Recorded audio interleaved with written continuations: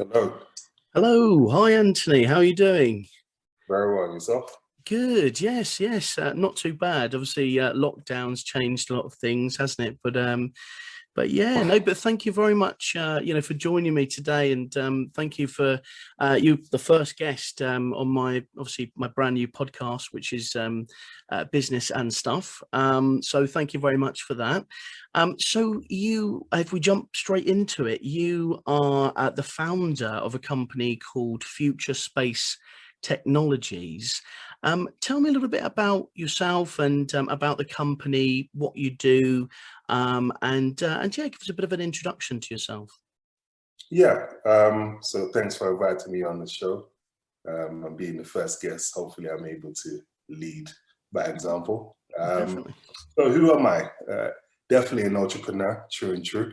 I love all things about business and bring your ideas more or less to fruition, and all the exciting hurdles it takes um, to get something out there into the world and get the buy-in from the masses is something that really drives me, which led to my venture, which you mentioned, called Future Space Technologies, which is more or less a app company, and we're experts in helping businesses develop their app ideas, release them into the app space, and more importantly, connect with the Gen Z/ millennial audience, which I feel is more the quintessential audience that most businesses are aiming to connect with successfully.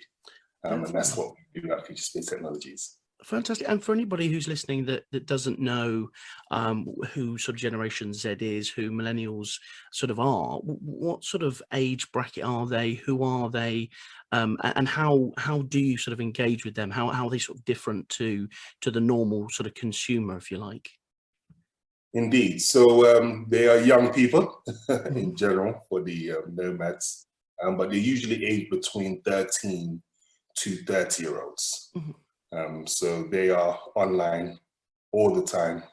They more or less live their lives, meeting people, building relationships, buying goods and services all online.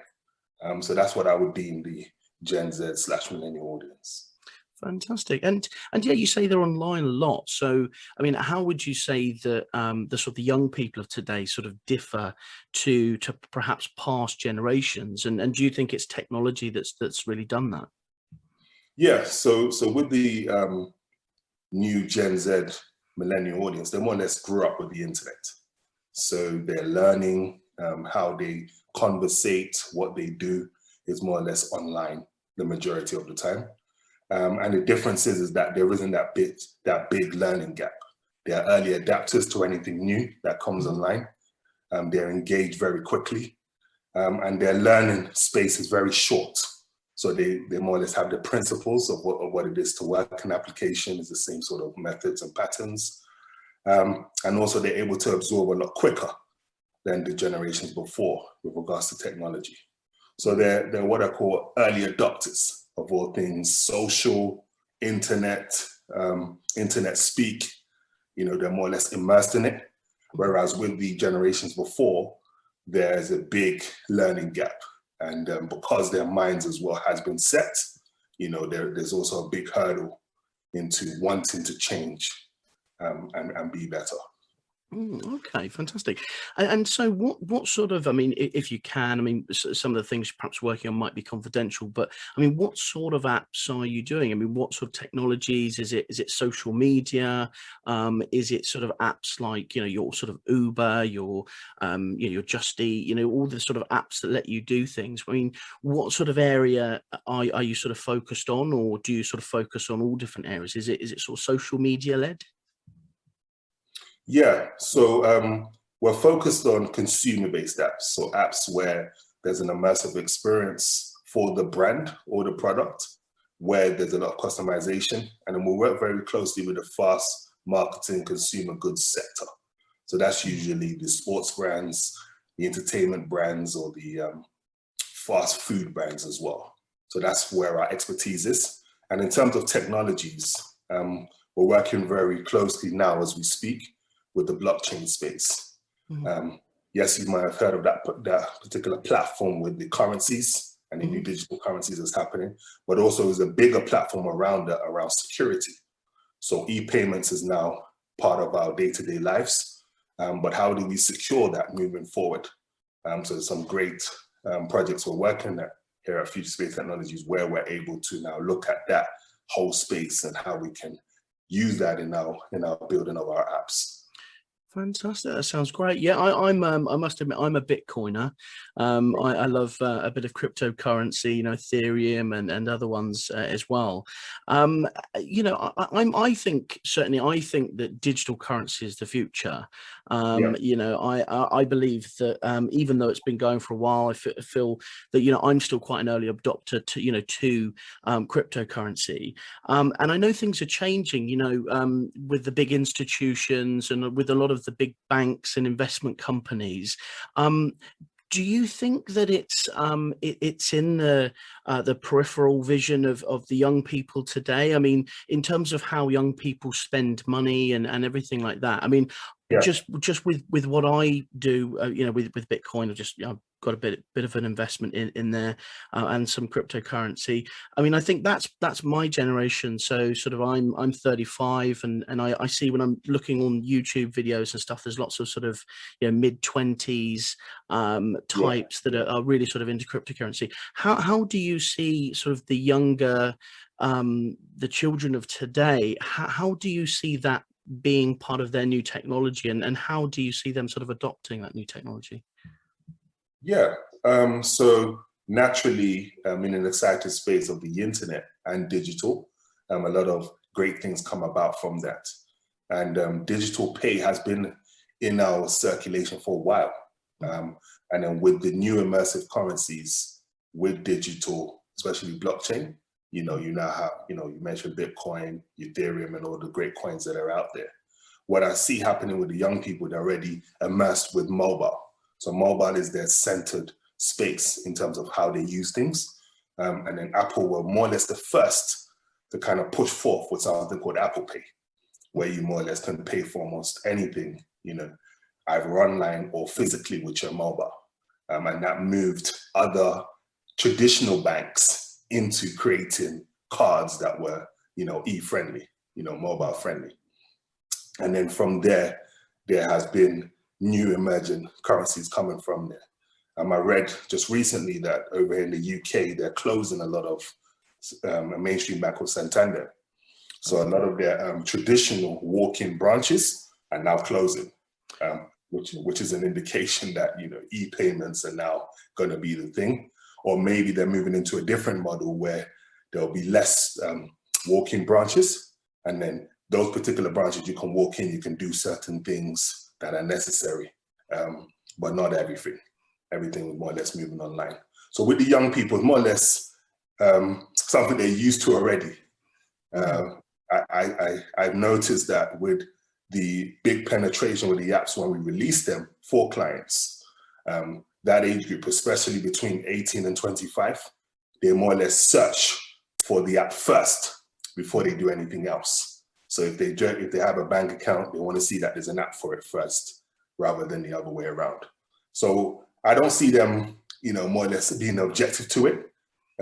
I see the other groups outside of their one being the ones that push back against it. But as I said before, you know, it is the final frontier, is the digital frontier. It's not going anywhere. So it's a matter of yeah, that's really interesting, because I mean, basically what you're saying is that with the sort of the older generations, you know, it's something that they have to sort of learn and they become comfortable with, whereas with you know, with the younger generation, they sort of look to see if there's that technology before they kind of go to the bank, whereas, you know, sort of slightly older people would do it the other way around. You know, having a banking app or anything is a benefit.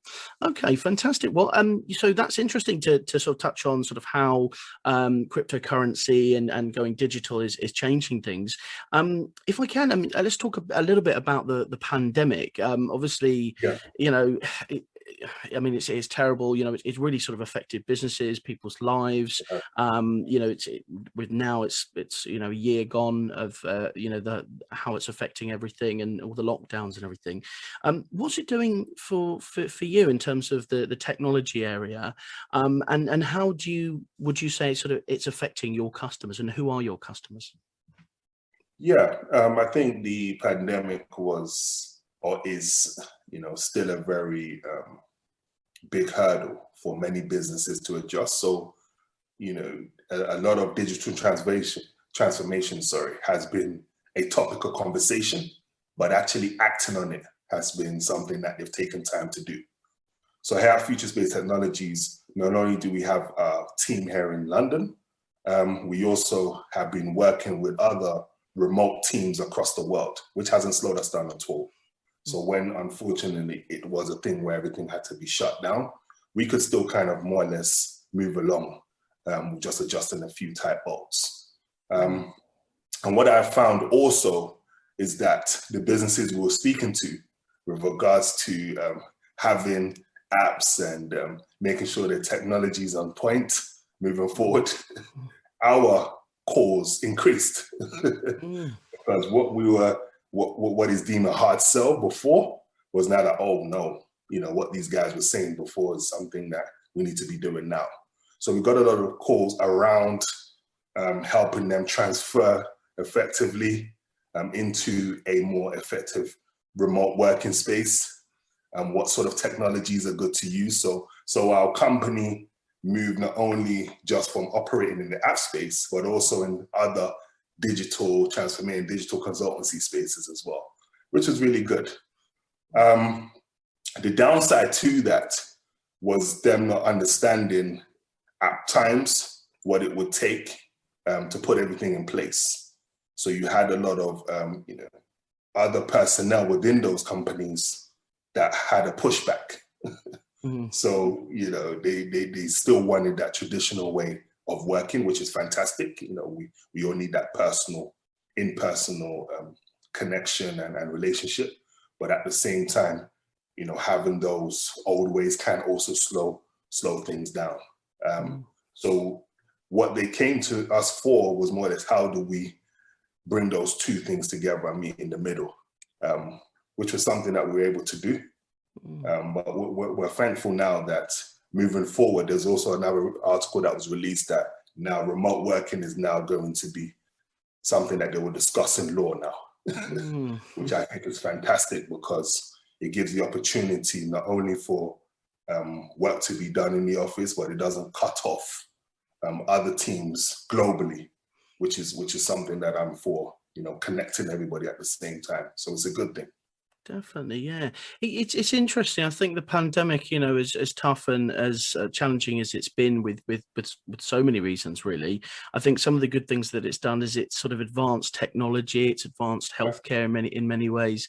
You know, and I think, you know, people that were perhaps a little bit traditional and sort of set in their ways, not wanting to adapt to new technologies, they've had to. But I mean, unfortunately, they've probably, a lot of them have come to the realization that they really should have been prepared, because, you know, you can't just pull something out of nowhere, and you know, things do take time to create. And it's interesting you sort of saying that, and probably a lot of people kicking themselves that they weren't sort of prepared, or they didn't, you know, sort of you know, really sort of take on the technologies you know, sort of beforehand.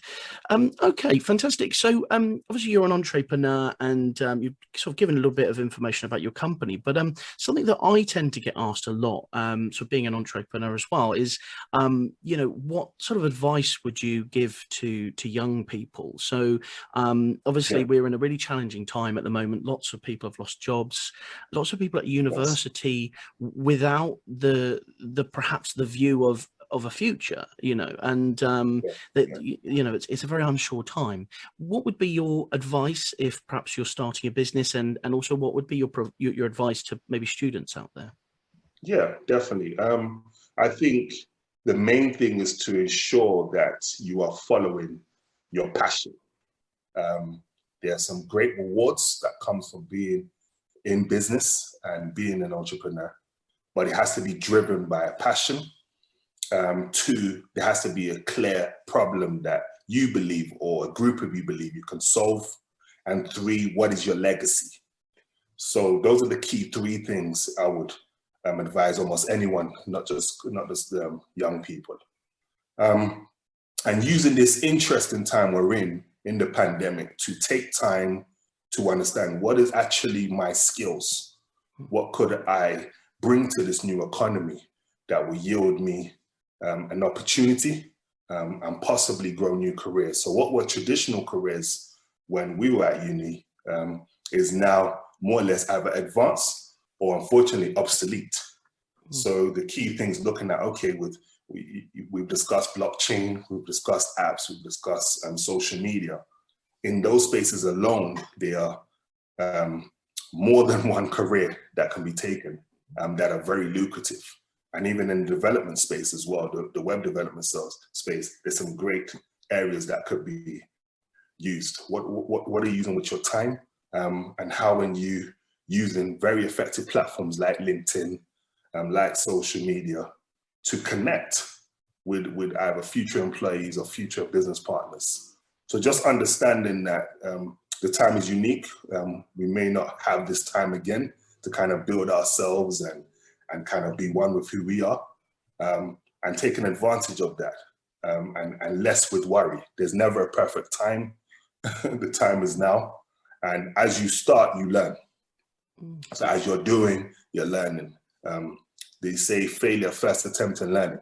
So whatever you're starting first off, you're just more or less learning, okay, this is how to do it properly.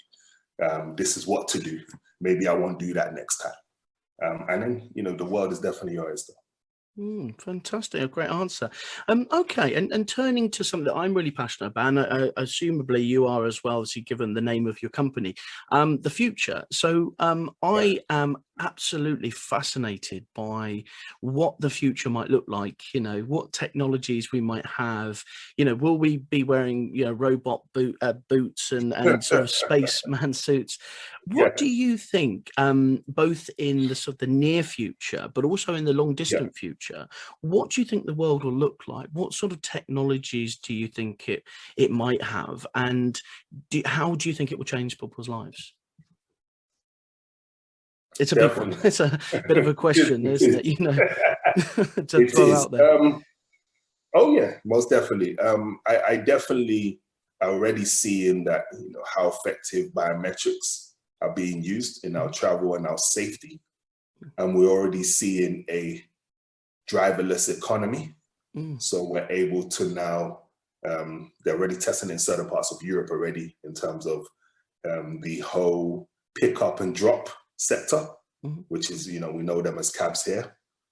So they have driverless cars, which is an exciting space. And also the share economy.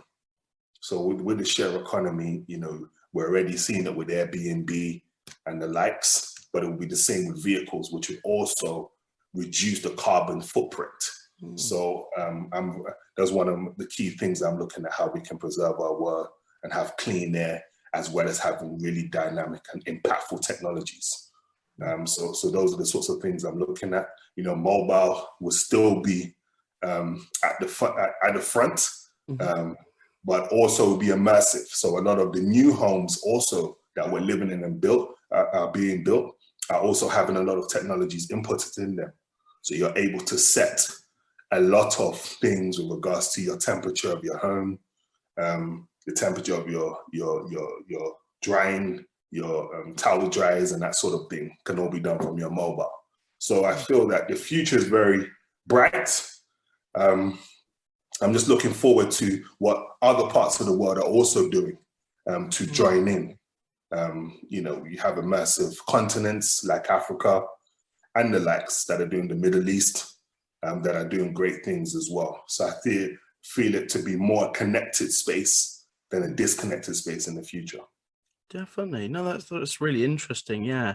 I think very much the same. I think, that is going to be the future, isn't it? Sort of, driverless cars and I think, healthcare and things are going to Yeah. sort of advance a lot as well.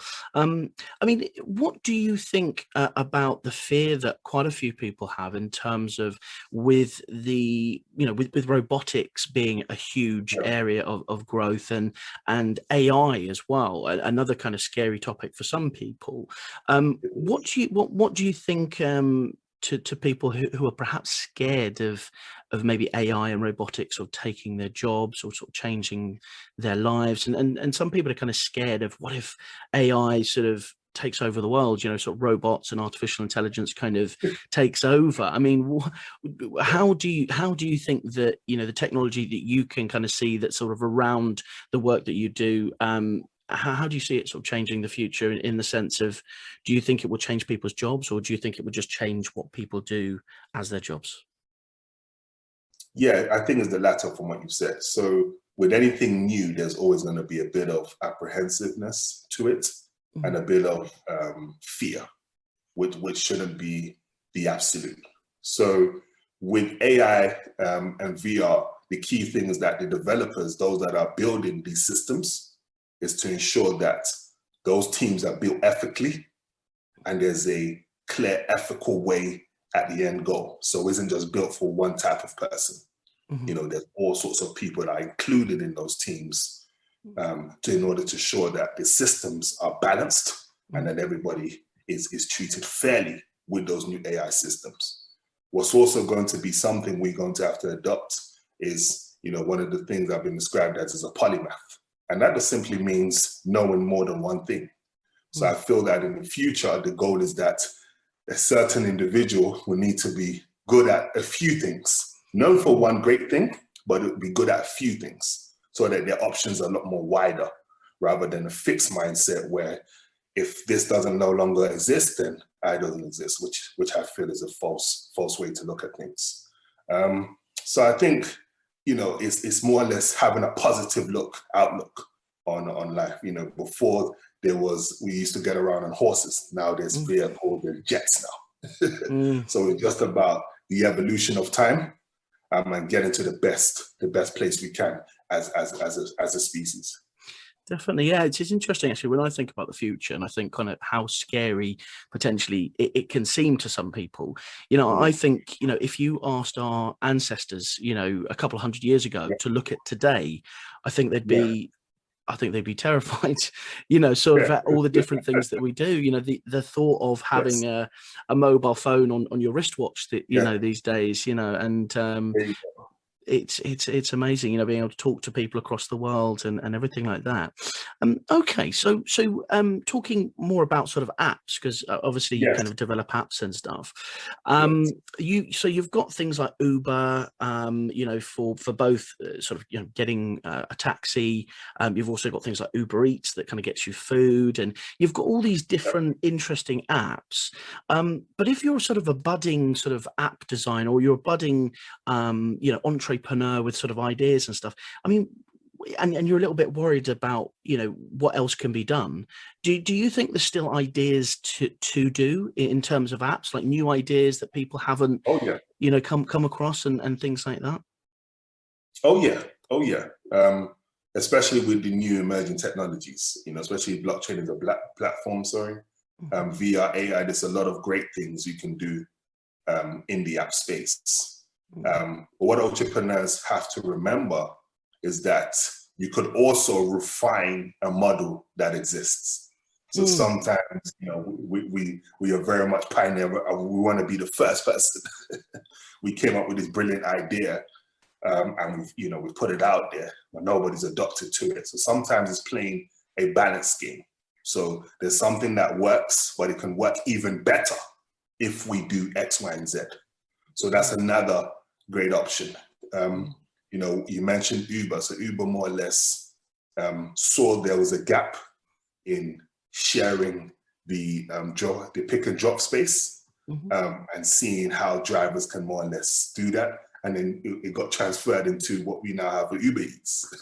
mm, And so there was an extension of that sort of instant delivery, but more or less once people are verified, anybody can more or less, you know, do it as per se. So the barrier to enter isn't as high as it used to be. So there's a lot of other sectors like that that can be refined and be done more efficiently via mobile app, and you know, be the next, you know, big thing. So I don't see it slowing down. It's quite a vast space. There are a lot of apps, but a good one would always have an audience. A good app would always have an audience. So don't be too deterred that, wow, there's millions of apps there, I have no chance. No way. Once it's good and it serves its purpose and you solve that one problem, you always have a big audience. Definitely, that's really good advice. That's really good advice. You know, sometimes there's you know, there's not, you know, there might be new things to do, but also you can perfect on what's already done. Excellent. Yes. Okay, fantastic. So in fact, I've just written a book. It's coming out next week. But talking about books, yes, in terms of business books, do you yes, is there any sort of favorites that you've got? Any that have inspired you? Any that you would suggest to people to read, maybe? Oh yeah, definitely. So one book that definitely inspires me is the My Pursuit of Excellence by the leader Bin Al-Sharim from, so he's the guy that visioned what we now know as Dubai. Oh wow, I've not read that. So the ruler of Dubai wrote a book, My Pursuit of Excellence. I haven't got the right pronunciation of his name, but it shows where Dubai was from like 92, 93, which was more or less sand and water, to what we enjoy today. And within a short space of time, they made it one of the, you know, great destinations for play and luxury in the world in our lifetime. You know, so it's a book that, you know, I go back to many times, and look at how you can not only put forth a vision, not only go for excellence, but also have the buy-in from those who you want to join you, I think is a big, big thing. So it's a book I would definitely recommend, and I'll share the exact title with you, you know, following this interview. So it's one for me. And then you have the traditional ones that really unlocked my mind, you know, Rich Dad, Poor Dad, really opened my mind to what's happening, you know, in terms of how to look at a prosperous mind to a fixed mind. And then ongoing, another one called Think Like a Champion. Okay. A very colorful individual, Donald Trump. Yes, wow. Before he started, I read it before he started his political pursuits, but it's still a very good book. You know, he's known in the business world, and just to have that mindset that, you know, nothing's a loss, everything's a lesson, and to pursue everything and believe that you're a champion. You know, so those are three books for me that really stick in my library and something I reference every now and again. Excellent. And okay, so talking about role models and people that perhaps you look up to, who would you say for you? I mean, if you could have dinner with two people, let's say, who would those people be? You know, alive today or no longer with us? You know, who would those people be, do you think? I think definitely one would be the ruler of Dubai. I think that's one I would definitely like to have dinner with. And number two, the person is late now, but the great Dr. Martin Luther King. Yes. You know, he's one definitely I would like to tap him to his mind. You know, he died very young. He was still, I think, in his 30s when he died, but he was more or less, you know, shook the world and raised a generation or nation, I should say, to, you know, fight for civil justice for all types of people. So those are the two I would love to have dinner with. Yeah, definitely. Yeah, Martin Luther King. I mean, words are an incredibly powerful thing, and actually leading from that, do you have a favorite quote? I mean, it's difficult to kind of pick them off your brain because, you know, sometimes they're you know, exact. But do you have any sort of favorite quotes? I know he has many amazing quotes, actually. Yes. And yeah, you could. Yes, I mean, indeed. I'm sure there's books written actually with all the quotes that he has. But is there any sort of Yes. quotes that sort of stand out for you, and that perhaps you live your life by, maybe? Yeah, I think one that sticks with me. He says that a true test of a person is not in their good times, but is when things get rough. So that's one of Dr. King's quotes. I've abbreviated it, but it's on those lines. You know, it's definitely something that is so true. Yeah, I mean, certainly now as well, isn't it? You know, yes. with in this time that we live in. Excellent, and yeah, so I'll end with something that I find quite fascinating. Again, also is sort of daily routines. Are you one of these people that sort of have a daily routine, or do you sort of have your day different every day, or do you like, you know, getting up at a certain time and sort of having the different things do you do? What do you sort of believe in terms of your daily routine? Because a lot of people think that with a lot of entrepreneurs and billionaires out there that Yes. you know, it is their routine that helps them. Oh yeah, I think routine is very good, and it's in line with discipline. So for myself, you know, I try and have everything myself ready by like 7:30, 8 a.m. And then I have some quiet time before I kind of launch into emails and LinkedIn and business calls. So between that 8 a.m. and 8:30, which usually is where most businesses are already online and pushing forth, for me personally, that half an hour is time for me to kind of regroup and just be one with self and just hear my thoughts and order where the day would go. I always make sure that there's time to kind of switch off, even in the middle of the day. So between 12 noon and 1, I always try and have that time for fresh air, you know, to ensure that my water intake is in line with I think 2 liters a day. So I'm on line with that. And I've got some time to mark my 10,000 step goal. Oh, wow. So, yeah. So just to make sure that my cardiovascular is pumping properly.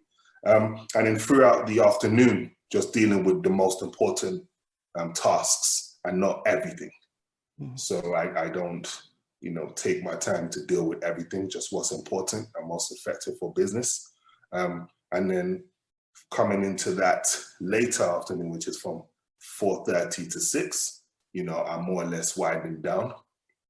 I'm not switching off totally, you know, as our business works on different times over some of our partners, but just winding down and having a reflection of what worked well and what didn't go well in the day, and how I can improve on that, you know, the following day and move forward that way. So that's more or less my routine moving forward, although it does vary here and there. Brilliant, excellent, great to hear. Fantastic. And so finally, if any potential clients want to reach out to you, any you know, any kind of followers potentially want to follow you online or your social media platforms, where can they reach out to you? Both you know, customers, but then also people that want to follow you. Where can they find you? Yeah, so they can email us at info@futurespacetechnologies.com. And a member of our team will definitely get back to you. On all social platforms, you just type in Future Space Technologies. You will find us and you can follow our journey through there. And then if you want to hit me directly, LinkedIn is more or less the best place. Just type in Anthony Odogwu, and then you see my handsome face. And then you can just send me a direct message from there, and then we're able to now build a relationship from there. But we're ready to go.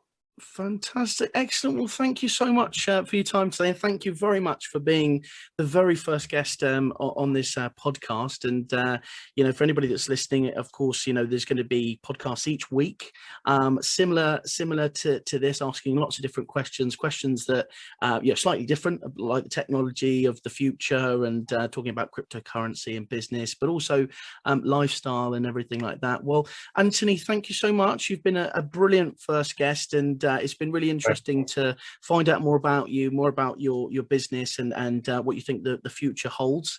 So thank you very much, and yeah, I look forward to keeping in touch and you know, kind of getting this link to you as well, so you can see it back and share it with everybody.